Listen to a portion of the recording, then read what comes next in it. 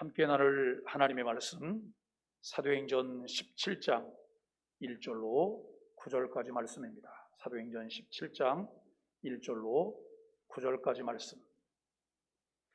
말씀을 함께 읽도록 하겠습니다.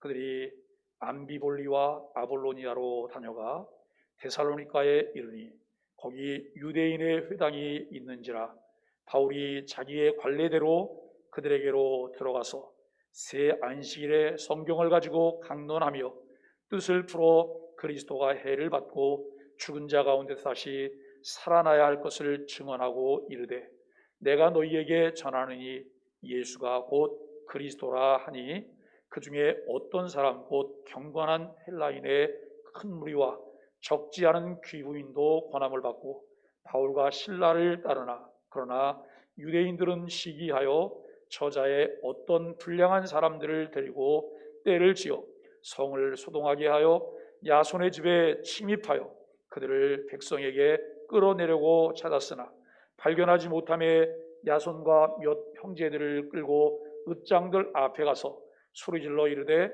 천하를 어지럽게 하던 이 사람들이 여기도 이르매 야손이 그들을 맞아 들였도다. 이 사람들이 다 가이사의 명을 거역하여 말하되 다른 임금 곧 예수라는 이가 있다 하더이다 하니 무리와 읍장들이 이 말을 듣고 소동하여 야손과 그 나머지 사람들에게 보석금을 받고 놓아주니라. 아멘. 세상을 변화시키는 사람이라고 하는 주제로 함께 말씀을 나누려고 합니다. 요즘 우리는 매일 아침 묵상 소망의 아침에서 사도행전을 나누고 있습니다. 1차 전도여행을 마치고 2차 전도여행길에서 바울 일행은 소아시아 지역을 전도하기를 원했지만 성령께서는 그 길을 2번이나 막으셨습니다. 그리고 사역의 방향을 유럽 지역으로 돌리게 하셨다라고 하는 것을 우리가 매일 아침 묵상을 통해서 함께 나누고 있습니다. 바울 일행은 선교지에 가는 곳마다 그 지역을 떠들썩하게 만들었다라고 말합니다. 그 결과 천하를 어지럽히는 사람들이라고 하는 별명이 그들에게 붙었습니다. 그들의 영향력이 엄청났다고 하는 것을 말해주는 것이죠. 세상을 살아가면서 우리는 어떤 존재로 살아가고 있을까요? 한때 우리 대한민국의 통계상 기독교인이 25%까지 잡히기도 했습니다. 지금은 계속 감소하고 있고 기독교의 영향력도 약해지고 오히려 많은 사람들의 비난과 조롱거리로 전락하고 있다라고 하는 것입니다. 기독교인들에게 엄청난 파워가 있거나 조직된 힘을 과시하라는 것이 아닌 우리가 믿고 따르는 전능자 하나님이 엄청난 분이시기 때문에 선한 영향력을 드러낼 수 있어야 한다라고 하는 것입니다. 하나님에 의한 영향력은 보이지 않고 사람들의 초라한 모습들이 드러나기 때문에 많은 사람들이 실망하고 조롱하고 있습니다. 2차 전도 여행 중에 바울 일행은 그들이 가진 복음의 능력으로 천하를 어지럽게 하는 사람들이라고 하는 말을 들었습니다. 그들은 두려움의 대상이었고 세상을 움직이는 힘을 갖고 있었습니다. 2021년을 시작하면서 우리 소망의 교회는 거룩한 열정, 하나님의 비전이라는 키워드를 가졌습니다. 그것이 우리에게도 생성되는 것이라면 결국 우리 자신들을 드러내는 것으로 끝날 수도 있습니다. 그러나 거룩한 열정, 하나님의 비전이 위로부터 우리에게 부어진 것이라면 우리는 그것을 통해 세상을 변화시키는 사람들이 이제 될 수 있다라고 하는 것입니다. 천하를 움직이고 세상을 변화시키는 사람들이 되려면 어떠한 삶을 살아야 할 것인가요? 오늘 본문을 통해서 몇 가지 원리를 함께 살펴보기를 원합니다. 첫째는 집중력과 좋은 규례를 가진 삶이라고 하는 것입니다. 본문 1절 말씀을 우리가 살펴보면 저희가 암비볼리와 아볼로니아로 다녀가 데살로니가에 이르니 거기 유대인의 회당이 있는지라 라고 말씀합니다. 이 구절에서 암비볼리와 아볼로니아로 다녀가라고 하는 말은 원어의 의미로는 암비볼리와 아볼로니아를 지나쳐서라고 하는 그런 말입니다. 본문 바로 앞 16장에는 바울과 실라가 빌립보에서 전도하는 장면이 나옵니다. 그들이 빌립보를 떠나 암비볼리와 아볼로니아를 들리지 않고 바로 데살로니가로 갔다고 하는 말씀이죠. 왜 암비볼리와 아볼로니아를 그냥 지나쳤을까요? 그곳에도 구원받아야 할 영혼이 많았습니다.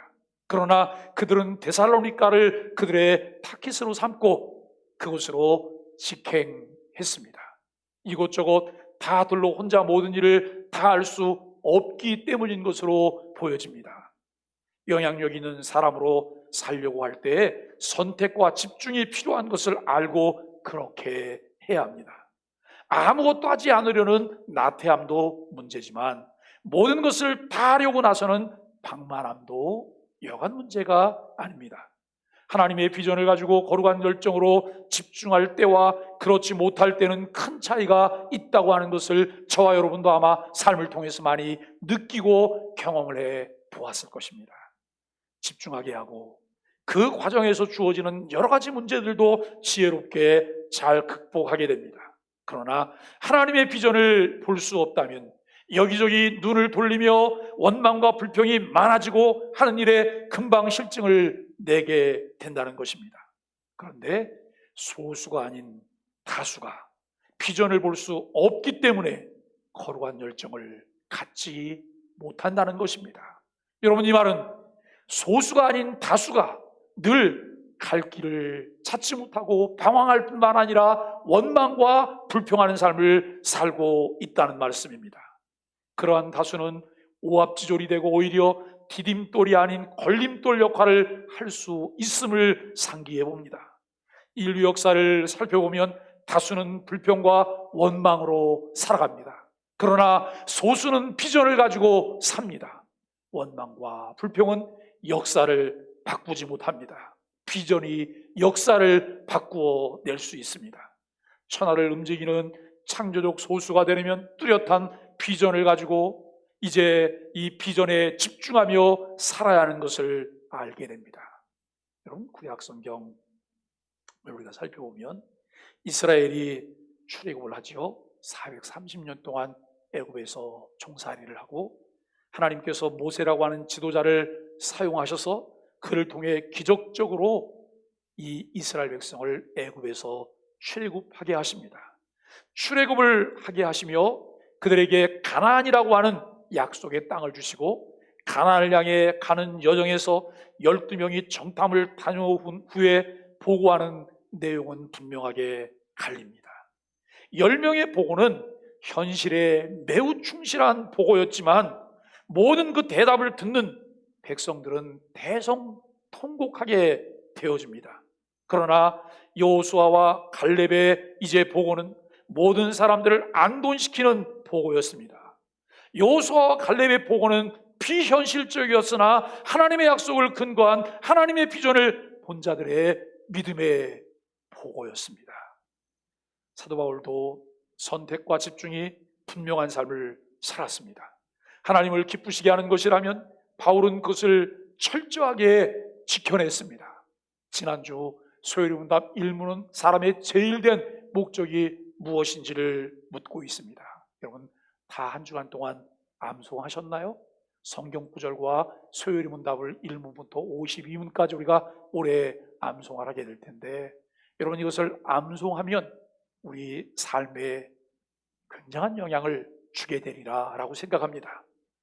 여기 여러분 제1문에서 우리에게 무엇을 말합니까? 하나님을 영화롭게 하는 것과 영원토록 그를 즐거워하는 것이라 라고 대답을 하고 있습니다. 고린도전서 10장 31절은 그런즉 먹든지 마시든지 무엇을 하든지 다 하나님의 영광을 위하여 하라라고 말씀합니다. 바울은 반듯하고 철저한 하나님의 사람이었습니다. 오늘 본문 2절 말씀을 우리가 함께 살펴보시면 바울이 자기의 규례대로 저희에게로 들어가서 새 안식일의 성경을 가지고 강론하며 라고 말합니다. 바울은 데살로니가에 들어가자마자 3주간 계속해서 말씀 사역을 하였습니다. 그런데 그렇게 하는 것이 그의 규례였다라고 하는 것이죠. 그는 무슨 일이 있어도 자기가 해야 할 만한 일은 지켰습니다. 안식일에 회당에 들어가서 복음 전파하는 삶을 규례로 삼아 반듯하게 살았습니다. 늘 그 자리를 한결같이 지키는 사람들이 영향력 있는 사람으로 살 수가 있는 것이죠. 유대인들이 적은 숫자지만 세계에서 가장 영향력 있는 민족이 된 제일 중요한 이유는 그들의 안식일을 지키는 삶에서 비롯되었다라고 말합니다. 자신들이 누구인지, 왜 그 안식일을 생명처럼 지켜야 하는지 분명한 정체성을 갖고 있었습니다. 그래서 유대인들이 안식일을 지키는 것이 아니라 안식일이 유대인을 지켜주었다라고 하는 말까지 생겼습니다. 여러분, 이 말을 우리 개개인들에게 대입을 시켜서 생각해 보시죠.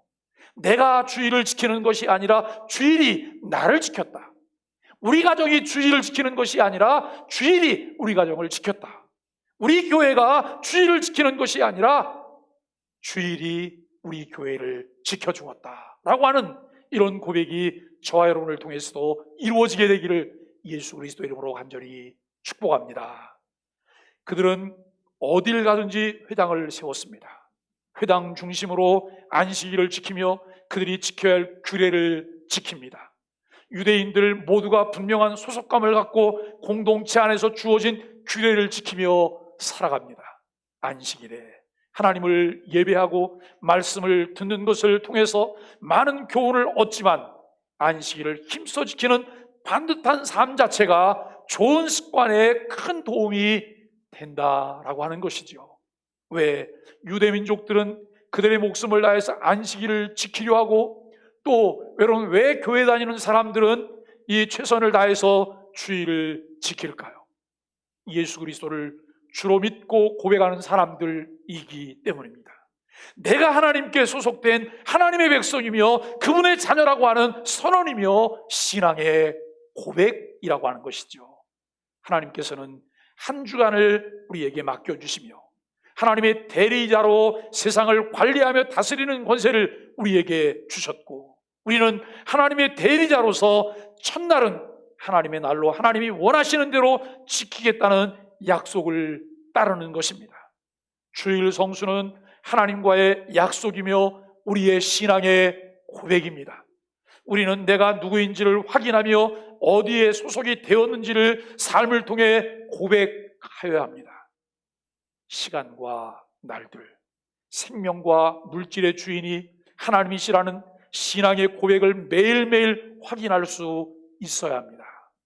사랑하는 여러분, 무늬만, 흉내만 내는 신앙인이라면 끊임없이 갈등해야 합니다. 정체성과 소속감이 불분명할 때 소유권에 대한 혼란이 우리를 찾아오게 되어지죠. 주일을 온전히 성수하는 것, 물질을 철저히 구별하여 10의 1조를 하나님께 드리는 것, 우리의 몸을 하나님께 거룩한 산제소로 드리는 봉사와 섬김의 삶은 하나님께서 주신 은혜에 따라 주어진 경건을 기반으로 이루어집니다. 하나님의 말씀을 따라 찾고 발견하여 그 말씀에 순종할 때 경건의 모양이 아닌 능력을 가진 자로 살아가게 된다고 하는 것입니다.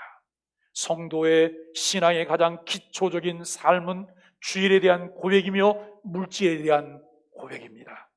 2021년도에는 구별해야 할 것을 구별할 줄 아는 거룩한 열정이 우리 안에 일어나게 되기를 예수 그리스도 이름으로 간절히 축복합니다. 먼저 그의 나라와 그의 의를 구하는 하나님 중심의 우선순위가 분명해지도록 기도합시다. 상황과 타협하지 말고 주신 은혜에 붙잡혀 고백적인 삶을 살아갑시다. 주일을 잘 지키는 일을 규례로 삼아 최선을 다해 지켜보십시오. 그처럼 좋은 규례를 가지고 우리가 가진 비전에 집중할 때 하나님은 반드시 우리를 영향력 있는 복된 존재로 사용하실 것입니다. 두 번째로 예수 그리스도를 증거하는 삶입니다. 본문 2절을 보면 바울은 가는 곳마다 말씀 강론을 했습니다. 여러분, 가정에서 예배하니까 안 추우시죠? 오늘 예배당은 좀 춥습니다. 손도 시렵고 발도 시렵고 예배당이 좀 추운데 우리가 따뜻한 가정에서 예배한다고 자세가 흐트러지지 않게 되기를 바라고 말씀에 함께 집중할 수 있기를 바랍니다. 오늘 본문 2절 말씀을 보면 바울은 가는 곳마다 말씀 강론을 했습니다. 본문 3절 말씀을 보십시오. 뜻을 풀어 그리스도가 해를 받고 죽은 자 가운데 다시 살아나야 할 것을 증명하고 이르되 내가 너희에게 전하는 이 예수가 곧 그리스도라 하니라고 하는 말씀을 우리가 볼 수 있습니다. 바울은 유대인을 대상으로 하던 이방인을 대상으로 하던 성경 강론을 하면서 예수님을 전파했습니다. 그처럼 우리가 어디에 가든지 예수님을 높이면 예수님도 우리를 높여 주실 것입니다. 그런데 예수님의 증거자가 되려면 먼저 내가 예수님 때문에 이렇게 변했다고 하는 간증거리가 있어야 한다는 것입니다. 여러분, 간증이 무엇입니까?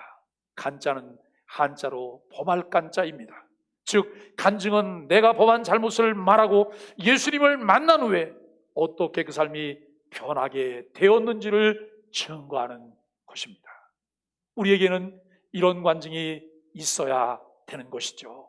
이런 간증이 아직 없다면 이런 간증이 있기를 기도해야 할 것입니다. 바울이 예수님의 증거자가 된 것은 그 간증이 있었기 때문입니다. 구원받기 전에 바울은 철저한 유대교인이었습니다. 그러나 변화된 후 그는 예수님만 자랑하고 자신은 만물의 찢기와 같이 여겼습니다. 그래서 항상 예수님만 더 높이 드러나기를 바라는 사람으로 변화했습니다. 그러므로 중요한 문제는 예수님을 개인의 구주로 만났느냐 못 만났느냐 하는 문제입니다. 예수님을 만나면 운명이 달라지고 세계관이 달라지고 가치관이 달라지게 되는 것입니다. 사랑하는 소망의 가족 여러분 예수님을 믿고 삶이 달라지셨습니까? 하나님 말씀이 꿀맛처럼 들리고 말씀 듣는 것이 기다려지고 예배가 기다려지십니까? 취미가 바뀌고 가치관이 바뀌었습니까? 우리에게는 그런 변화된 얘기들이 많이 있어야 합니다. 이제 우리의 자랑거리가 바뀌어야 합니다. 지식을 자랑하고 돈 자랑하고 재능을 자랑하고 학력을 자랑하지 말고 우리에게 영원한 생명을 주신 예수 그리스도와 그의 십자가를 자랑할 수 있어야 합니다. 우리는 비전을 가지고 그 비전을 실행하는 자들이어야 한다라고 하는 말씀이죠. 그런데 그 비전의 성질에 따라서 어떤 비전은 거룩한 비전이 될 수도 있고 어떤 비전은 인간적인 야망이 될 수도 있다는 것입니다. 거룩한 비전과 인간적인 야망의 결정적인 차이는 어디에 있을까요? 그것이 위로부터 주어져 선한 열매를 맺는 것인가를 보아야 하고 그 비전을 이루기까지 기쁜 마음으로 값을 지불할 수 있는가라고 하는 것입니다. 여러분, 요즘 신천지가 문제를 일으켰던 것처럼 또 문제를 일으키는 기독교 단체가 있어요. 선교 단체입니다. 이름하여 인터콥입니다. 저는 인터콥의 최바울 대표와 제가 두어 차례 면접을 하느라고 제가 면접관으로 그를 만난 적이 있습니다. 그는 인터콥에 있으면서 인터콥이 많은 세간의 말들이 있기 때문에 정통 기독교 교단으로 이제 편입해 들어오려고 하는 그런 시도를 했습니다. 그래서 그는 국신에서 4학기를 조직신학 공부를 했습니다. 그리고 우리 교단으로 편입해 들어오려고 시도를 했는데 제가 2번 만났는데 한 번은 그 당시에 이제 그가 국신에서 공부하고 우리 교단 준목고시에 응시를 해서 제가 고시위원으로 만났고 고시위원으로 면접을 했습니다. 그리고 또 한 번은 제가 교단 이단 사이비대책 이제 위원회 당시에 서기를 보고 있었기 때문에 그분과 면접을 하게 됐습니다. 제가 똑같은 질문을 했습니다. 왜 우리 교단으로 들어오시려고 합니까? 정통교단으로 들어오실 만큼 준비가 되셨습니까? 그랬더니 그렇게 됐다고 얘기합니다. 그래서 제가 이렇게 물었습니다. 정말 우리 교단으로 들어오시기를 원하시고 우리 교단을 아끼고 사랑한다면 시간을 가지십시오 라고 하는 이야기를 했습니다. 그 시간이 무엇이냐면 열매로 당신과 인터컵이 변했다고 하는 것을 보여주십시오. 그 열매를 보여주기까지는 이 부분은 유보입니다 라고 하는 이야기를 했습니다. 여러분, 시간이 지나가며 오늘날 우리는 열매를 통해 그들을 보게 됩니다. 아무것도 변한 것이 없습니다. 아무것도 달라진 것이 없습니다. 그들은 세대주의 종말론과 근본주의 사상을 가지고 있습니다. 여러분, 그것 때문에 생겨지는 많은 문제가 있다고 하는 것을 우리는 보아야 합니다. 사랑하는 여러분, 우리는 위로부터 주어진 하나님의 비전인지를 분명히 분별하여서 볼 수 있어야 합니다. 위로부터 주어진 비전을 가진 사람은 어려운 일을 만나도 불평하고 원망하지 않습니다. 예수님을 위해서라면 어떤 어려움도 감수할 각오가 있기 때문입니다. 사람들은 고양이보다 개를 더 좋아한다고 합니다. 왜 그럴까요? 고양이는 10번 잘해주다가 한 번 서운하게 하면 그것만 기여하고 주인의 눈치를 본다고 합니다. 그러나 개는 10번 서운하게 해도 한 번 잘해주면 그것을 기억하고 주인을 최고로 여기고 따릅니다. 우리는 이 점에 있어서는 개 같은 사람들이 되어야 합니다. 어려운 일이 있어도 이제까지 베풀어 주신 주님의 은혜를 생각하며 주님의 증거자로 비전을 변함없이 가져야 합니다. 문제가 있어도 흔들리지 말아야 합니다. 우리 삶의 영원한 목적은 예수님의 증거자가 되는 것입니다. 그 비전은 평생 마음속에 간직해야 할 비전입니다. 어려워도 증거자의 삶을 살고 복을 받아도 증거자의 삶을 살아야 합니다. 그런데 어려울 때 증거자의 삶을 사는 것이 더 파워가 있습니다. 그러므로 진정 영향력 있는 삶을 살려면 어려운 순간에도 주님을 증거하는 증거자가 되어야 한다라고 하는 것입니다. 사랑하는 소망의 가족 여러분, 예수 그리스도를 증거하는 비전을 가지고 강하고 담대하게 사십시오. 하나님이 함께 하심을 믿고 절대적인 신앙으로 살아가십시오. 하나님은 언제나 어디서나 변함없이 우리를 진리 가운데로 인도해 주시기 때문입니다. 하나님 나라의 확장을 비전을 가지고 중단 없이 달려야 합니다. 그렇게 살아갈 때 세상을 변화시키는 하나님의 사람으로 살아갈 수가 있습니다. 세 번째로, 선을 위해 자기의 안락함을 희생하는 삶입니다. 바울의 강론을 통해 데살로니가에도 많은 무리들이 예수님을 믿게 되었습니다. 그러자 유대인들이 시기하게 되었고 바울 일행을 잡겠다고 성 전체를 돌아다니며 소동을 일으킵니다. 그런 상황이 우리에게도 닥쳐올 것입니다. 그때 의연함을 잃지 않고 흔들리지 말아야 합니다. 내가 흔들리지 않으면 모든 문제가 잠잠하게 될 것입니다. 특별히 바울 일행을 살펴주었던 야손 가족에게 어려움이 닥쳐왔습니다. 그러나 야손은 기쁘게 그 어려움을 감당했습니다. 하나님의 나라를 위해, 선을 위해, 그리고 나의 도움이 필요한 사람을 위해 나의 안락함을 희생한다는 것은 본능적으로는 좋아하지 않습니다. 바울은 그의 서신 에베소 2장에서 허물과 죄로 죽었던 우리를 살리신 것은 하나님의 은혜라고 말합니다. 우리가 본래 공중 권세 잡은 자를 따라 이 세상 풍조를 따르고 불순종하는 영을 따라 육체 욕심대로 살며 육체와 마음이 원하는 대로 살았던 다른 이들과 같은 본질상 진노의 자녀들이었다라고 말합니다. 그런 우리에게 은혜로 예수 그리스도를 통해 선물을 주셨는데 그것이 이게 바로 예수 그리스도를 믿는 것입니다. 에베소서 2장 10절은 우리는 그가 만드신 바라 그리스도 예수 안에서 선한 일을 위하여 지으심을 받은 자니 이 일은 하나님이 전에 예비하사 우리로 그 가운데서 행하게 하려 하심이라고 말씀합니다. 성령으로 거듭나서 진리의 영인 성령께서 내주하시는 사람은 영의 인도하심을 따라 본래 지음받은 목적대로 사는 것을 추구합니다. 저와 여러분들이 그런 사람이 되기를 주님의 이름으로 간절히 축복합니다. 부지런함으로 열심을 품고 사는 2021년이 되기를 바랍니다. 우리 소망의 교회는 바른 신앙을 토대로 하나님 사랑과 이웃 사랑을 실천하려는 교회입니다. 다른 사람이 하니까 나도 하는 것, 이제 해야 하는 흉내를 내는 것 때문에 갈등하는 어리석음이 없기를 바랍니다.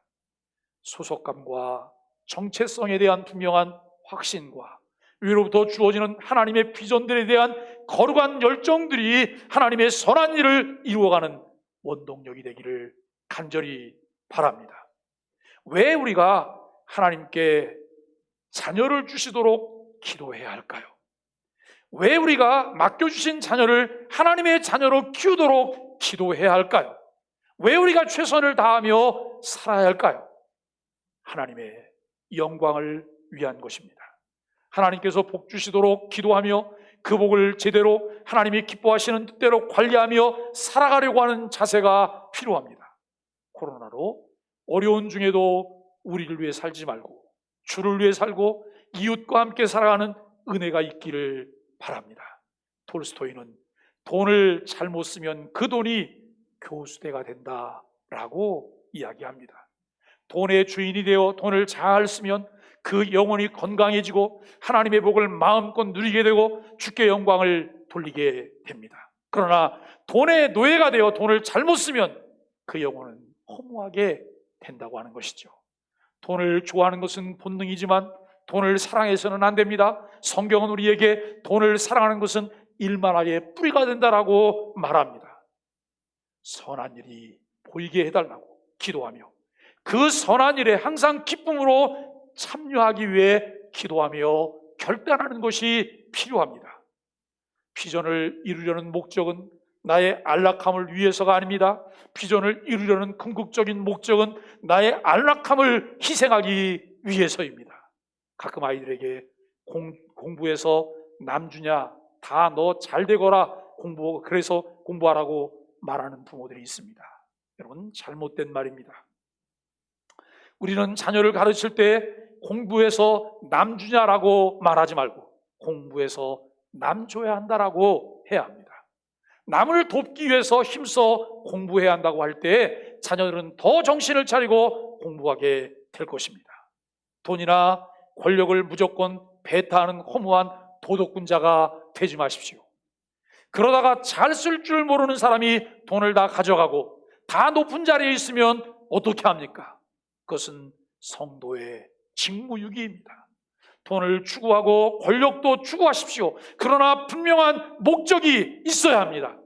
우리는 남을 위해 쓰려고 돈을 벌어야 하고 남을 위해 활용하려고 권력을 추구해야 합니다. 많은 성도들이 이렇게 기도합니다. 하나님, 저를 축복해 주세요. 저의 가정과 자녀와 사업을 축복해 주십시오. 그때 하나님께서는 이렇게 물으실 것입니다. 그 축복을 가지고 무엇을 하려고 하니?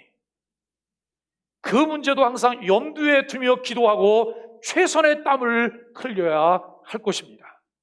자녀들을 위해서 이렇게 기도하십시오. 하나님, 우리 자녀들이 위대한 사람이 되게 해 주옵소서. 그래서 많은 사람들의 눈물을 닦아주는 자가 되게 해 주옵소서. 우리는 선을 위해 언제든지 우리 자신의 안락함을 희생할 수 있어야 한다는 것입니다.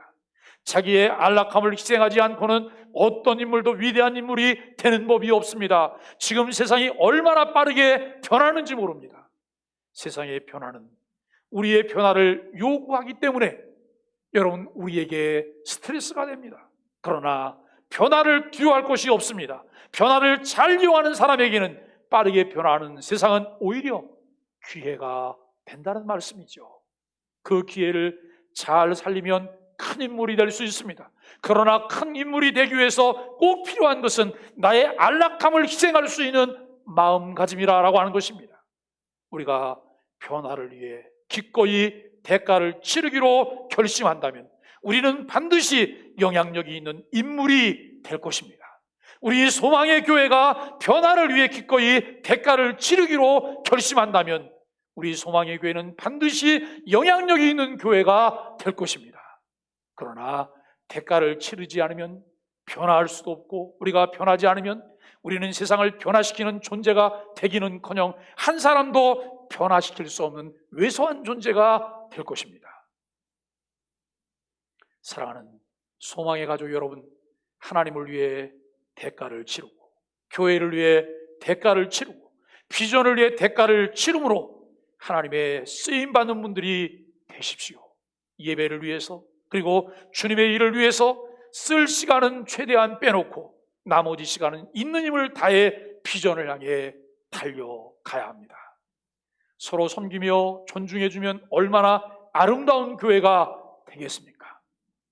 사랑하는 가족 여러분, 영향력 있는 분들이 되십시오.